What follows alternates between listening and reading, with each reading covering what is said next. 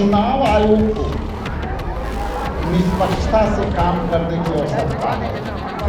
यदि निष्पक्षता से काम किया होता तो शायद आपके ये सवाल उठाने की जरूरत नहीं है। नागरिकता को लेकर के सवाल खड़ा कर करके और चुनाव आयोग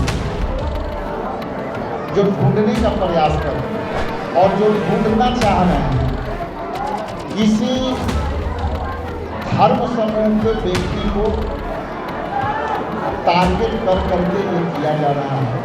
नमस्कार, मेरा नाम प्रिंस मिश्रा है और आप लाइव सिटीज़ देख रहे हैं। हमारी मौजूदगी जो है अभी सदाकत आश्रम में है और यहाँ पे सदाकत आश्रम में जो है राजेश कुमार राम से हम लोगों ने जो सवाल किया कि चुनाव आयोग अब जो है बिहार में वोटर सत्यापन कर रही है। ऐसे में उन्होंने साफ तौर पे कहा है कि जो महाराष्ट्र में जिस तरीके से चुनाव आयोग ने काम किया, निष्पक्षता नहीं रखी गई, लोगों को अंधकार में रखा गया, जो वोटर बीजेपी के थे उनका ही नाम रखा गया, बाकी लोगों का नाम काट दिया गया। उसी तर्ज पर अगर बिहार में भी होता है तो चुनाव आयोग पर विश्वसनीयता जो है वो समाप्त हो जाएगी।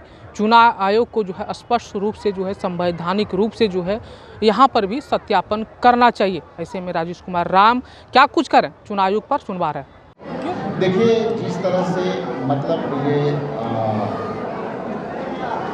उन्होंने जो योजना बनाई है और ये योजना एक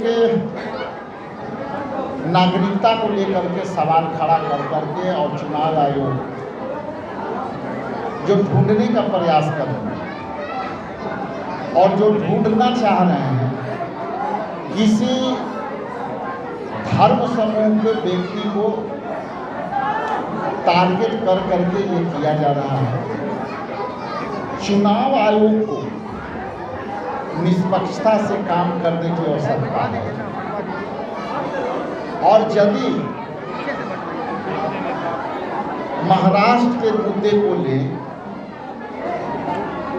और उसके बाद फ्लोटिंग वोटर जिस तरह से महाराष्ट्र के चुनाव में दिखने को मिला, इससे साफ मंशा स्पष्ट हो जाती है कि चुनाव आयोग यदि निष्पक्षता से काम किया होता तो शायद आपके ये सवाल उठाने की जरूरत नहीं है। इसलिए कहीं ना कहीं जो आप सवाल उठा रहे हैं कि सीमा पार से लोग यहाँ आ करके बसे हैं, तो इसकी मूल्यांकन चुनाव के समय क्यों, इसकी समीक्षा चुनाव के समय क्यों, ये अपने आप में यह साबित करती है कि कहीं न कहीं ये जो निर्णय है चुनाव आयोग को, ये चुनाव से जोड़ करके लोग देखेंगे और चुनावी वर्ष में यदि इस एजेंडे को लाएंगे तो कितने लोग को आप बाहर करेंगे, वोटिंग के अधिकार से वंचित करेंगे, इसकी पैमाना ट्रांसपेरेंसी नहीं दिखती। इसलिए यदि ये काम करना था तो आपकी सरकार है, आपकी गठबंधन की सरकार है और इसको आप 2 साल 4 साल पहले करा दिए होते तो चुनाव आयोग संदेह के घेरे में नहीं होता। इसलिए चुनाव आयोग को ये संदिग्ध जो निर्णय है, इसको सरकार पीछे से काम कर रही है। इसलिए आने वाला समय में इनकी सवाल वाजिब होता है कि ये सवाल आखिर बार बार चैनलों के माध्यम से पूछा जा रहा है, इसके मतलब इस सवाल पर सवाल है। बहुत धन्यवाद। सर, क्या कहिएगा 29 तारीख को राष्ट्रीय जनता दल आपका सहयोगी तो 29 उस तारीख पर विचार चल रहा वक्त बिल पर पूरा गांधी मैदान पर है, उस पर हम लोग मिले हैं, एक दूसरे से डिस्कशन चल रही है और उस पर आपको हम लोग सहभागी होकर के आगे काम करेंगे। सर, एक छोटा सा सवाल और रहेगा कि आप लोगों ने माई बहन मान योजना के तहत आपने कहा था 2500 रुपया देंगे, लेकिन नीतीश कुमार लगातार महिलाओं को अपने ओर लाने के लिए जो है तमाम प्रक्रिया अपना रहे, कह रहे हैं कि जो है हम लोग जो है 1100 पेंशन कर दिए आशा कार्यकर्ताओं का। ये दबाव में जिस तरह से राहुल गांधी जी ने कहा था लोकसभा में, खड़गे साहब राज्यसभा में, कि जातीय जनगणना करा के रहूंगा। आज केंद्र सरकार जातीय जनगणना करने को मजबूर हुआ और उसने कैबिनेट से फैसला ले लिया, हाल में अधिसूचित भी कर दिया। उसी तर्ज पर हम लोगों के लिए फैसला लिया है।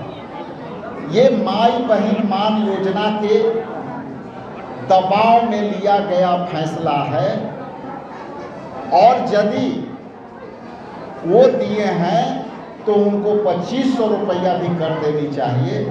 यदि हमारी गठबंधन की सरकार आएगी तो हम 2500 रुपया महिलाओं को देने का काम करेंगे और ये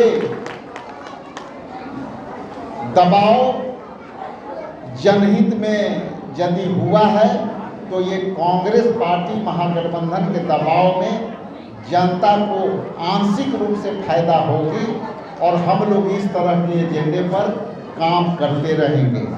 दूसरा एजेंडा 200, इस पर भी आपके माध्यम से कह दे रहा हूँ, हमारी गठबंधन की सरकार आएगी तो प्रत्येक उपभोक्ताओं को 200 यूनिट बिजली हम फ्री देने जा रही है और यदि गठबंधन आएगी तो इसको हम पहले कैबिनेट के फैसले में ये फैसला लेंगे कि 200 प्रत्येक उपभोक्ताओं को हम बिजली बिल में रिबेट देंगे, उनको माफ़ करेंगे। अब ये बीजेपी के सरकार इस पर भी कोई निर्णय ले, मैं आपके माध्यम से सवाल करता हूं कि इस पर भी बीजेपी जल्दी फैसला ले और बताए। बहुत बहुत धन्यवाद। तो आपने सुना राजेश कुमार राम को उन्होंने चुनाव आयोग पर बड़ा सवाल खड़ा किया। वही माई बहन मान योजना के तहत जिस तरीके से कांग्रेस पार्टी ने 2500 रुपया देने का ऐलान किया था, उसके बाद जो है अब जो है एनडीए की सरकार लगातार पेंशन में बढ़ोतरी करा करके जो है 1100 देने का वादा किया। वहीं अब जो है आशा कार्यकर्ता हो या जो लोगों के बीच जो छोटे छोटे रकम जो राशि वितरण करते हैं उनको जो है अब लुभाने के लिए जो है तमाम तरीके की एनडीए की सरकार ने कई तरह की योजनाओं को जो है लाया है। ऐसे में अब जो है महिला वोट बैंक की राजनीति के लिए जिस तरीके से कांग्रेस पार्टी तैयारी कर रही थी, लेकिन अब जो है एनडीए सरकार ने उस पर पानी फेर दिया है। ऐसा लग रहा है कि अब जो है एनडीए की सरकार ने जो चाल चली है महिला वोट बैंक की, वहीं अब जो है महिला वोट जो है अब नीतीश कुमार को लेकर जिस तरीके से क्या करती थी, अब 2025 के विधानसभा चुनाव में भी जो महिला जो है वो नीतीश कुमार को ही करने जा रही है। ऐसे में आप लोगों को क्या लग रहा है, कमेंट बॉक्स में जरूर बताइएगा। बने रहिएगा लाइव स्टेज पर, तब तक के लिए धन्यवाद।